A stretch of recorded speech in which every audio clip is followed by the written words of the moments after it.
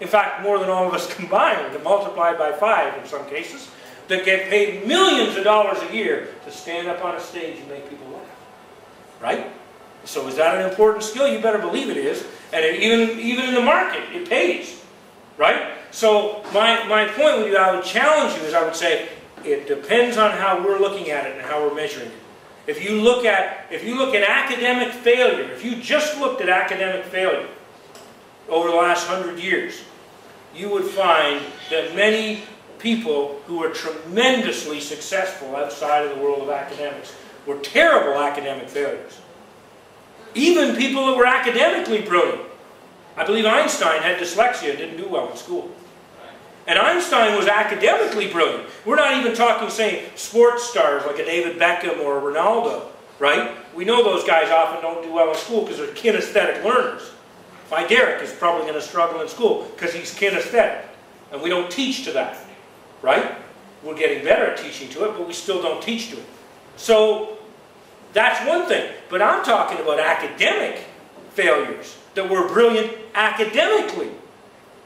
Right? So we're not necessarily even good at measuring what we say we're measuring.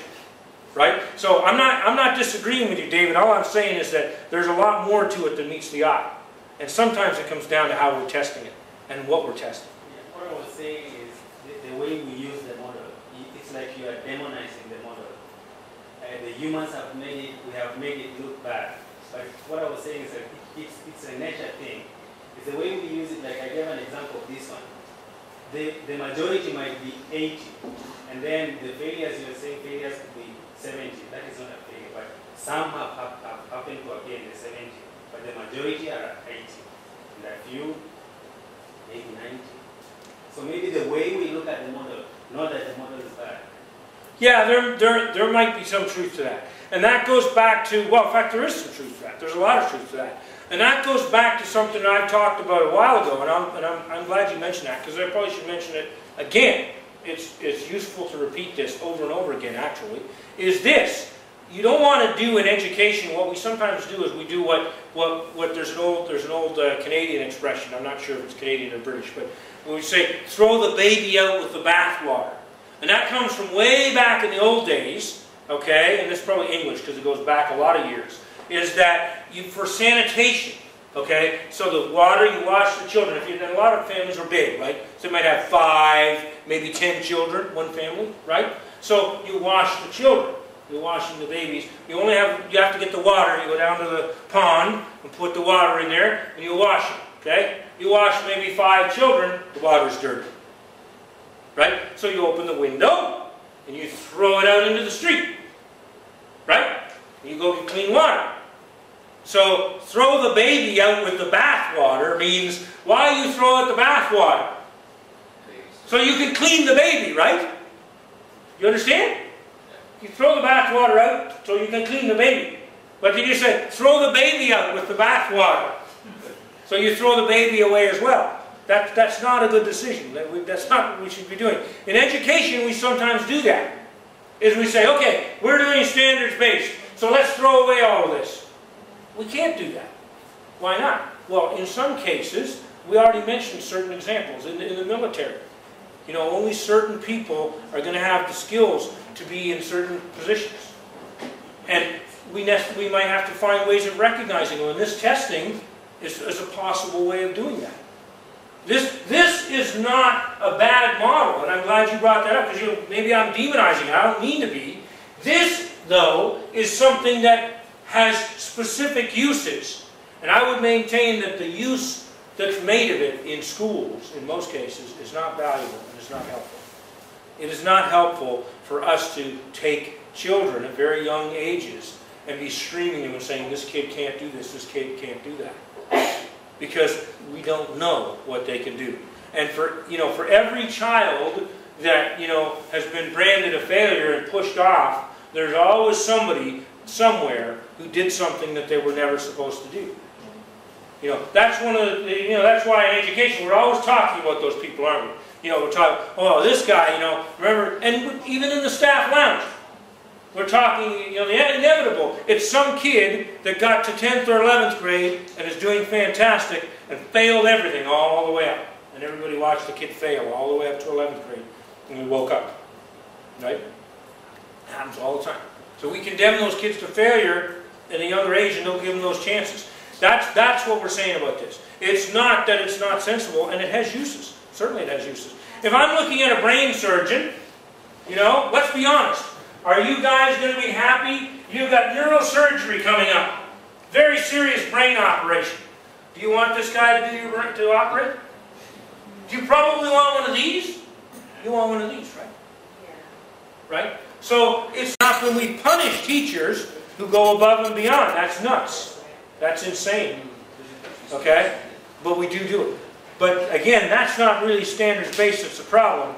That's an administration problem, or maybe that we're not giving the teachers room to move, room to breathe. Does that make sense? But you're right, that's a very good point.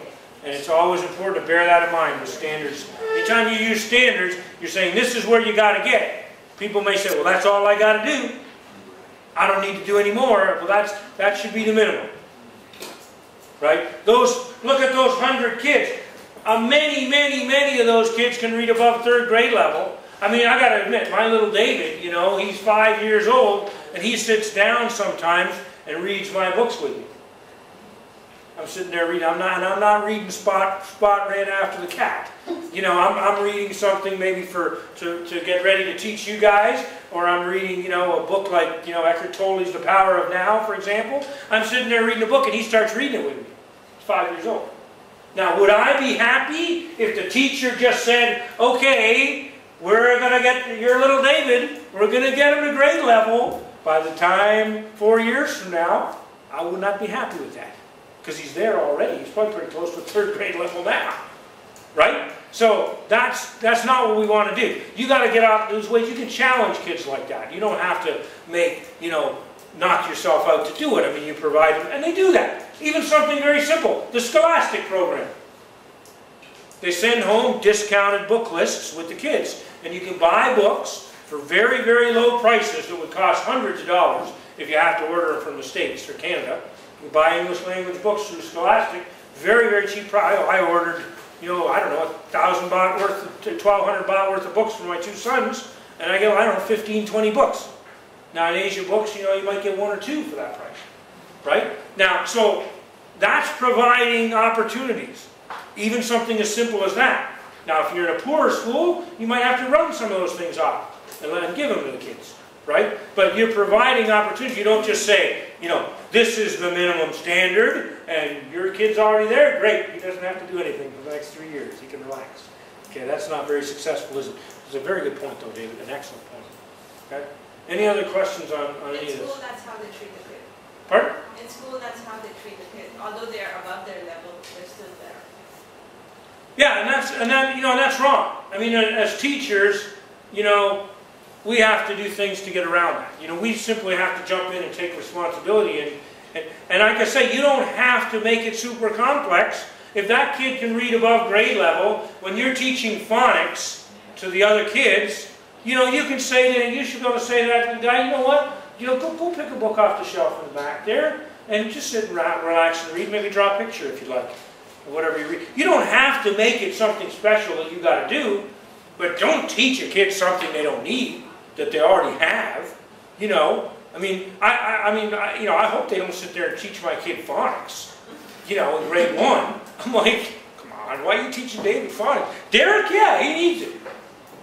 But David's going to be insulted by phonics. He can sound words out himself. He looks at the word and goes, I think I think this word is introduction, for God's sakes. Last night he's reading a book. We're reading a book about kites. Introduction. Yeah, that's pretty good, son. Yeah. I don't think I could do that when I was your age. I mean, you know, and it's kind of funny because I got 2 kids at opposite spectrums. I mean, I laughed. I told my wife, I said, you know, you're having a fun ride here with David first 2 years. I said, you know, when Derek gets to school, we're going to get a few calls from the principal's office. You know, and he's a great kid. I mean, I love him to death. Oh, Derek's wonderful.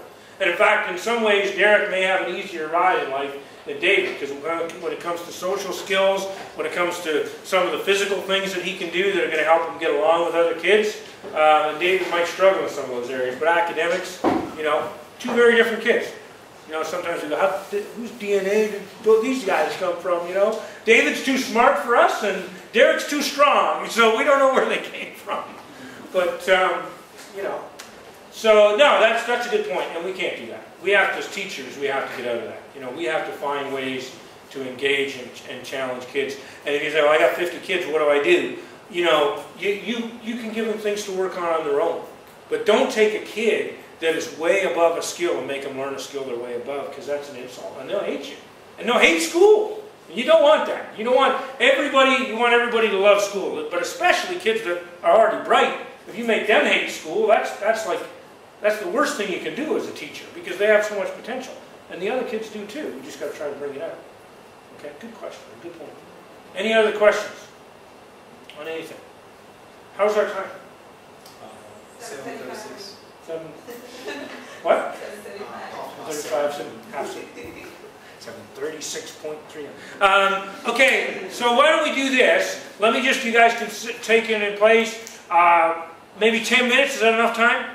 Okay, so you can discuss with you amongst yourselves if you want, but just take about 10 minutes and figure out, maybe 15, no more than 15, because I want to get you guys out of here in reasonable time too.